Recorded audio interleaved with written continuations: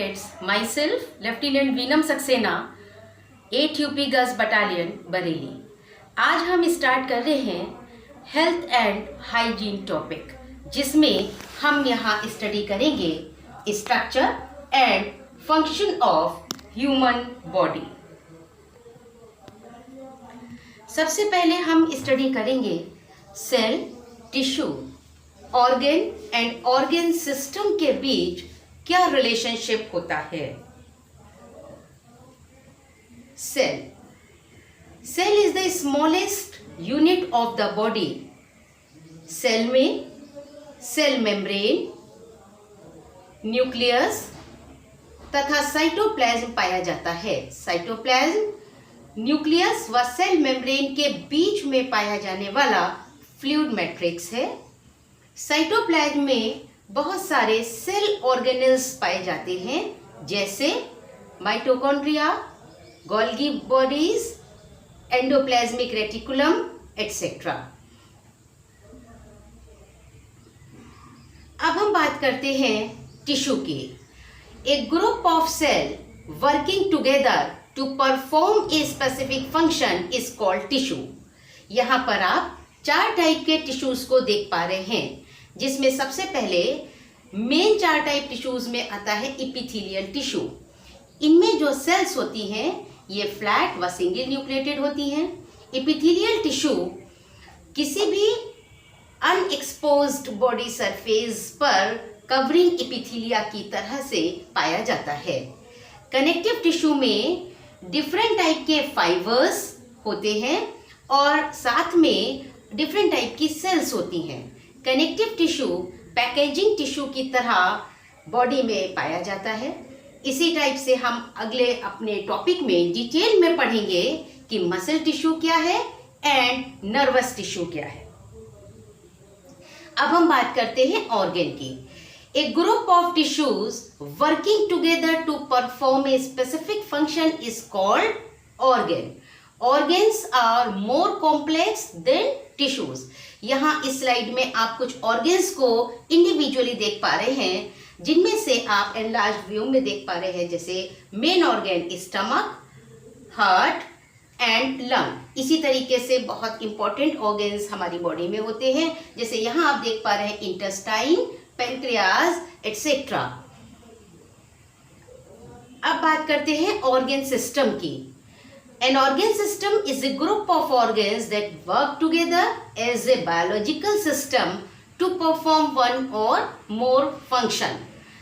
Human body में कई different type के organ systems हैं, जैसे circulatory system यानी कि परिसंचरण तंत्र, या respiratory system यानी कि श्वसन तंत्र, digestive system means पाचन तंत्र, एक्सक्रीटरी सिस्टम मीन्स उत्सर्जन तंत्र, nervous system, skeletal system and muscular system. यहाँ पर आप देख पा रहे हैं कि ये डिफरेंट सिस्टम्स आप इस पिक्चर में देख सकते हैं, और जब सारे ऑर्गन सिस्टम मिल करके एक स्टेबल एंड इंटरनल एनवायरनमेंट बनाते हैं, तब फॉर्म होता है फुल ऑर्गेनिज्म। यहाँ आप एक प्लांट बॉडी देख पा रहे हैं। जिस तरह हमने आपको बताया ह्यूमन बॉडी में डिफरेंट ऑर्गन सिस्टम मिलकर वो बॉडी बनाते हैं, उसी प्रकार प्लांट बॉडी में सबसे पहले हम यहाँ देख पा रहे हैं this is plant cell. Plant cell मिलकर के टिश्यूज बनाते हैं। प्लांट टिश्यूज में शामिल होते हैं dermal tissue, ground tissue and vascular tissue. ये टिश्यू मिलकर के रूट, स्टेम या लीव्स बनाते हैं। रूट, स्टेम और लीफ मिल करके एक प्लांट बॉडी को बना सकते हैं। इस प्रकार यहाँ पर आप देख पा रहे हैं कि किस तरह स्टार्टिंग सेल से होती है जो यूनिट होती है, सेल से टिश्यू, टिश्यू से ऑर्गन, ऑर्गन से ऑर्गन सिस्टम और फाइनली एक ऑर्गेनिज्म का फॉर्मेशन होता है। अब हम बात करते हैं मस्कुलर सिस्टम की। मसल एक स्पेशलाइज्ड टिश्यू है जिसमें कुछ स्पेशल प्रॉपर्टीज होती हैं, जैसे कि excitability, contractility and elasticity. Human body में 3 टाइप की मुख्य मसल्स होती हैं, skeletal muscle, non skeletal muscle and cardiac muscle. सबसे पहले हम बात करते हैं स्केलेटल मसल की। ये एक स्केलेटल मसल का स्ट्रक्चर आप यहाँ पर देख पा रहे हैं। स्केलेटल मसल्स स्केलेटल कंपोनेंट्स के साथ क्लोजली अटैच्ड होते हैं, इसलिए इनको स्केलेटल मसल नाम दिया गया है। इनके मसल फाइबर सिलिंड्रिकल होते हैं, साथ ही ये मल्टी न्यूक्लिएटेड होते हैं व इनके न्यूक्लियस सेल की परिधि की तरफ पाए जाते हैं। ये मसल फाइबर एक दूसरे के साथ बंडल्ड होकर के यानी कि ग्रुप में कार्य करते हैं। मसल फाइबर्स में स्ट्राइएशंस होते हैं, जैसा कि आप ये बीच बीच में देख पा रहे हैं, दीज आर स्ट्राइएशंस। इन स्ट्राइएशन की वजह से इन मसल को स्ट्राइटेड मसल कहा जाता है। ये मसल हमारी इच्छा के अनुसार कार्य करती हैं, अतः इन्हें वॉलेंटरी मसल कहा जाता है। ये मसल लोकोमोटरी एक्शन में कार्य करती हैं। अब हम बात करते हैं नॉन स्केलेटल मसल्स की। नॉन स्केलेटल मसल क्योंकि स्केलेटल कंपोनेंट से अटैच नहीं होती हैं, इसलिए इन्हें ये नेम दिया जाता है। इनके मसल फाइबर स्पिंडल शेप्ड होते हैं। देखिए यहाँ पर आप एक पिक्चर देख पा रहे हैं, ये स्पिंडल शेप मसल फाइबर है।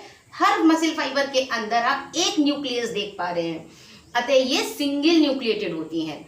इनके अंदर कोई स्ट्राइएशन नहीं है, जैसा कि आपने स्केलेटल मसल में देखा था, अतः इन्हें स्मूथ मसल नाम दिया जाता है। और ये मसल हमारी इच्छा के अनुसार क्योंकि कार्य नहीं करती हैं, इसके अतिरिक्त ये हमारे नर्वस सिस्टम से कंट्रोल होती हैं, अतः इन्हें इनवॉलेंटरी मसल का नाम दिया जाता है।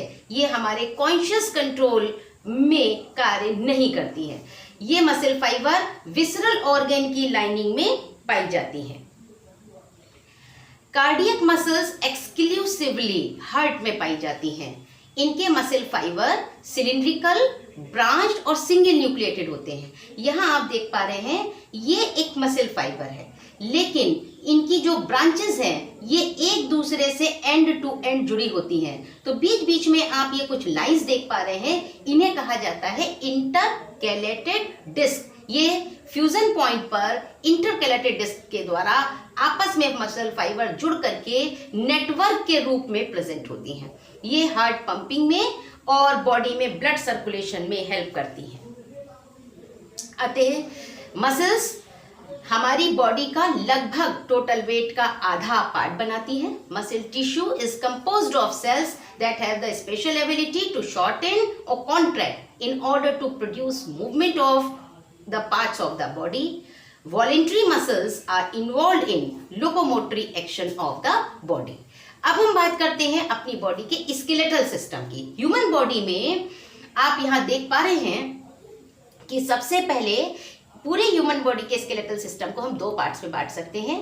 एक होता है एक्सियल स्केलेटल, जिसमें स्कल के साथ वर्टिब्रल कॉलम, रिब्स, स्टर्नम शामिल होता है।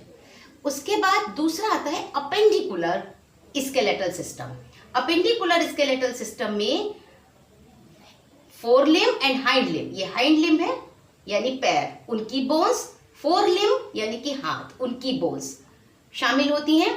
साथ ही शामिल होते हैं गर्डल्स, जैसे कि ये आप देख पा रहे हैं पेल्विक गर्डल और यहाँ पर आप देख पा रहे हैं पेक्टोरल गर्डल, जिनके द्वारा लिम्ब्स को या लिम्ब बोन्स को एक्सियल स्केलेटन के साथ अटैच किया जाता है।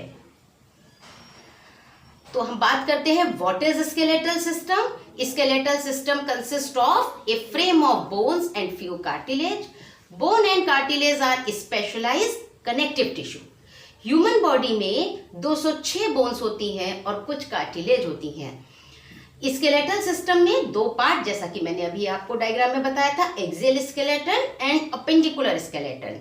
एक्सियल स्केलेटन में 80 बोन्स होती हैं, जिनमें से आप यहाँ देख पा रहे हैं स्कल में 22 बोन्स होती हैं, स्टर्नम सिंगल होता है, रिब्स 24 बोन्स यानी कि 12 pair bone, and vertebral column जिसमें कि 26 बोन्स होती हैं। बोन्स या तो लूजली अरेंज्ड होती हैं या डेंसली अरेंज्ड होती हैं। लूजली अरेंज्ड बोन्स को स्पंजी बोन कहा जाता है, जो यूजुअली जो मैंने आपको अभी बोन्स दिखाई थी, अपेंडिकुलर बोन, वो लॉन्ग बोन के एंड्स पर यानी सिरों पर पाई जाती हैं। और डेंसली अरेंज्ड बोन को कॉम्पैक्ट बोन कहा जाता है। बोन्स अंदर से, कुछ बोन्स हॉलो होती हैं, उनके अंदर बोन मैरो भरा होता है। फंक्शन ऑफ बोन में आप देख पा रहे हैं कि सबसे पहले एक इंपॉर्टेंट पॉइंट है, the bone give shape and firmness to the body. It protects the vital organ like brain, heart, lung and spinal cord. अब हम बात करते हैं बोन को शेप के आधार पर किस तरह क्लासिफाई किया जाता है। सबसे पहले लॉन्ग बोन, जो कि हमारे अपर एंड लोअर लिम्स में पाई जाती है, जैसे कि arm and thigh bone.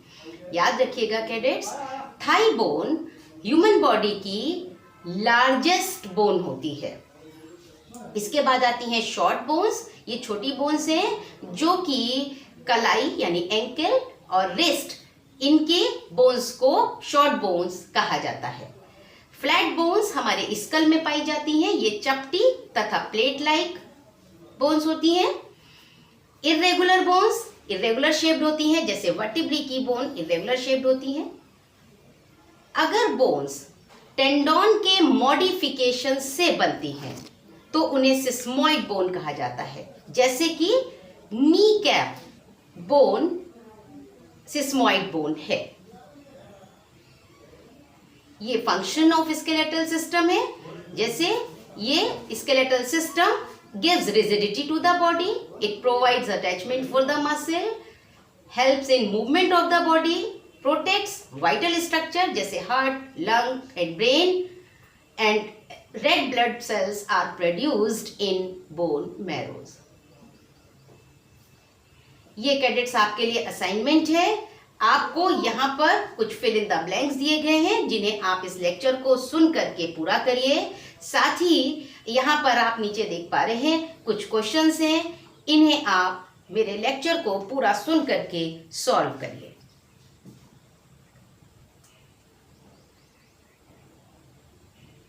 Thank you. जय हिंद।